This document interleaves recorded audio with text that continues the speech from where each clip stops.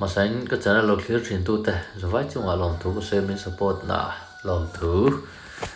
channel kal kyang ko soya tun tu ma chun zel ro sang oi me conference sakor ta ya chena kho maya boro ka nei lian le mai du tu alo nga zia alang thin ni ho lei theiloin le security ven ngai ko pin boro ka nei lian ni zai lai hian in bor tu hi nga nau pang nula tlang wal thing hian an lo du em mai ni nau pang le nula tlang wal ne kan ti to kha bor lu me pathian la sain oma tu na pathian la sa mai ro chu boro hi nei lian mai ni ti hian bor lu mai ni ti hian security ven ngai ko pin zai lei theilo ko pin du tu hi lo la nei ni tun sakor dai chun boro ka nei lian per ne zel ro sa hian ani tluka tun oi me conference boro nei lian le du tu nga hi anom lo ni la tlang wal ke rol nau pang kleng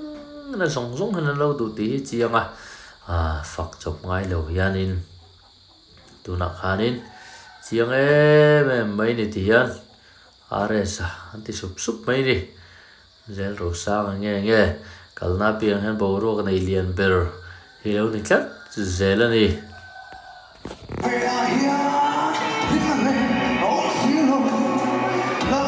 tin commandant phe chon love song han sa phe sila ai let hin bor tu angang antia maro chu ti ro ni ki ven ngai ko pian in ki security ven ngai ko pian in sai la bo boi tu nei tlat mai ni chu ti ro na ho tur te po bo boi tu nei security nan ve nga du tu hi lo la nga ni are sa hi ho tur po fu chiang lo mo ti la mangin ti hian in ho lei thelo motor chunga ka bo boi ru ba security nan ve nga nu la kan hian lo du mai ni are sa hi sakor tai bo ru karon update join ya